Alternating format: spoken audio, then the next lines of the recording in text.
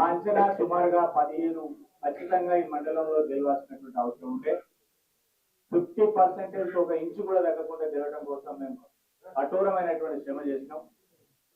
సరే, దీంట్లో మీకు తెలుసు కొన్ని మన చిన్న తండాలలో ఎట్లా ఉంటది అని అంటే అభిప్రాయాలకు ఒకరికి ఇస్తాం. ఎట్లా ఉంటుందంటే ఇక్కడ గుగులోత ఆయనకి ఇస్తే అక్కడ బానోత ఆయనకి ఇస్తాం అనుకో.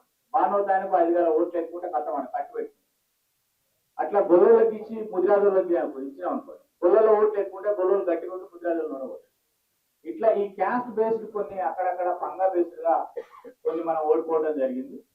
ఇంకా కొన్ని మనము గత సంవత్సరం సర్పంచ్ మగవాళ్ళు అయితే ఈసారి ఆడవాళ్ళకి వాళ్ళ భర్తకు భార్య ఇవ్వడం జరిగింది. అట్లా 1-2 మిస్ అయినాయి. ఇంకా కొన్ని మన పార్టీలో ఉండి మనతో ఉండి పార్టీ నిర్ణయానికి కట్టుబడి ఉంటామని చెప్పి కూడా రెబల్ చేసి అక్కడ 2 కోల్పోవడం జరిగింది.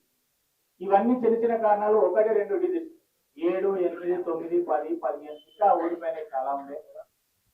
దాని కారణాలు ఏమైనప్పుడు కూడా అంటే గెలిచిన కాంగ్రెస్ అభ్యర్థులతో పాటుగా ఓడిన మన వాళ్ళు తీటైనటువంటి పోరాటం చేయడం జరిగింది. ఎక్కడ కూడా తగ్గలేదు. 24 గంటలు మన ఓటర్ని మన ప్రజల్ని నమ్ముకొని పనిచేశాం. సో ప్రత్యేకించి ఉదాహరణకి వెలికట్టే క్లస్టర్ లో 3 మనం గెలిచాం. మండలంలో టాప్ 3rd లో ఉంది వెలికట్టే 600 పైసలు కోట్లు. ఫస్ట్ వచ్చేసి అమ్మాపురం సోదరి సునీత వీరారెడ్డి గారు, సెకండ్ వచ్చేసి మన మిత్రపక్షం కిషోర్ రెడ్డి గారి మనిషి రామలింగం, థర్డ్ వచ్చేసి వెలికట్టే, 4th వచ్చేసి నాంచారమాట. అంటే ఎక్కడ కూడా ఎక్కడ కూడా మన కార్యకర్తలు అధైర్యపడకుండా పోట్లాడటం జరిగింది.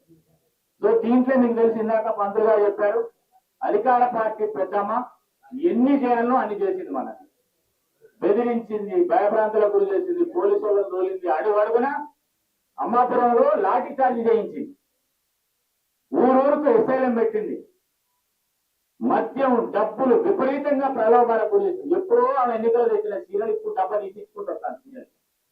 అంటే ఎట్లనైనా ఈ మండలంలో గెలవాలని ఆమె ప్రయత్నం చేసింది. ఈ మండలంలో ఎట్లయినా నైతికంగా ఓడిపోయినా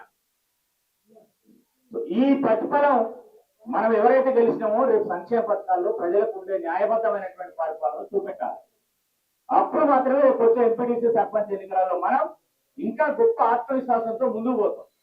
లేకపోతే మనం ఈ 9 విలేజ్లలో గెలిచినటువంటి మద్దతు మిగిలిన విలేజ్లలో మనకి ఏదైతే దగ్గరకు వచ్చిపోయినటువంటి గ్రామాలు ఉన్నాయో సమిష్టిగా మనం ఐక్యంగా పార్టీ నిర్మాణం చేసుకుంటూ పోతే తప్పితే మనం వాళ్ళు ఎట్లా వీళ్ళు ఓడిపోయింది కదా, వీళ్ళు ప్రతిపక్ష పార్టీలు కదా అని మన మీద బలప్రయోగం చేసే ప్రమాదం ఉంటుంది. ఇంకోటి మనం గెలిచినామనే ఆత్మవిశ్వాసం ఉండాలి తప్పితే విరవీగుతో మనం ఎవరం కూడా మరి ప్రదర్శించొద్దు అనేది తెలియజేస్తున్నాం. ఇంకొక ఇంకా ఎన్నికలు కంప్లీట్ అయినాక బహుశా రాష్ట్ర పార్టీ సారు కొత్త గ్రామ పార్టీ అధ్యక్షులు పార్టీ నిర్మాణం సంపూర్ణంగా జరుగుతుంది.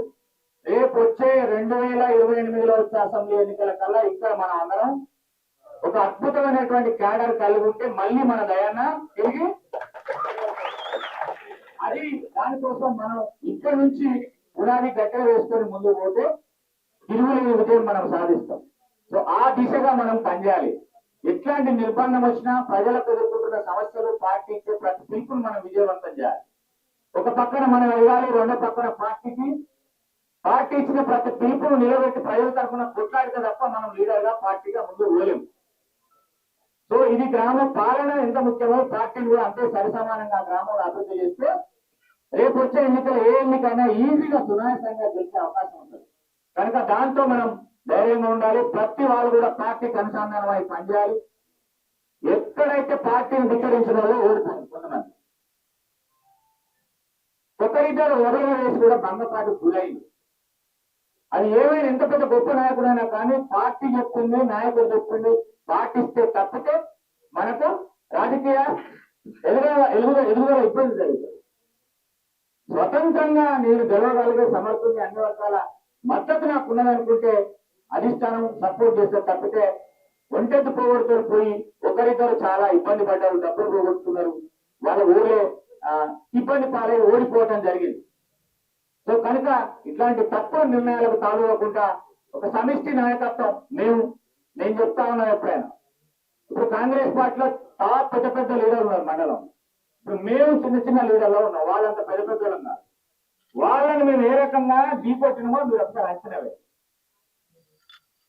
మన వాళ్ళు ఎక్కడ కూడా రాజీ పడకుండా కొట్లాడినాం సార్. 24 గంటలలో 18 గంటలు ఎక్కడ ఒక దగ్గర ఎవరికొకరు ఫోన్ చేస్తూనే ఉన్నారు, ఏడున్నారు ఏం చేస్తున్నారు ఎవరు పోతాను. ఎప్పటికప్పుడు పదిని పెట్టినలాగా మమ్మల్ని నిత్యం ఒక యువకులాగా మమ్మల్ని అందరినీ పరిగెత్తిస్తూ పనిచేసినాక ఈ 9 సీట్లు గెలవటం జరిగింది. సో అందుకే దయచేసి ఎప్పుడు కూడా మనం ఎదిగినా కొద్దీ ఒదుగుతూ ఉంటే డెఫినెట్ మనం ముందుకు పోతాం. అంతా మరి ఇంత ఒక మంచి అద్భుతమైనటువంటి సపోర్ట్ ఎంకరేజ్మెంట్ ఉన్న మన నాయకుడు దయాన్న ఉన్నారు. వారి ఆశీర్వాదంతో మనందరం ఇంకా ముందుకు పోవాలి. పార్టీని నమ్ముకొని పనిచేయాల్సిందిగా మీ అందరికి తెలియజేస్తూ నూతనంగా గెలిచినటువంటి సర్పంచ్లు వారందరికీ మరొకసారి మీ అందరి తరఫున శుభాకాంక్షలు, ధన్యవాదాలు.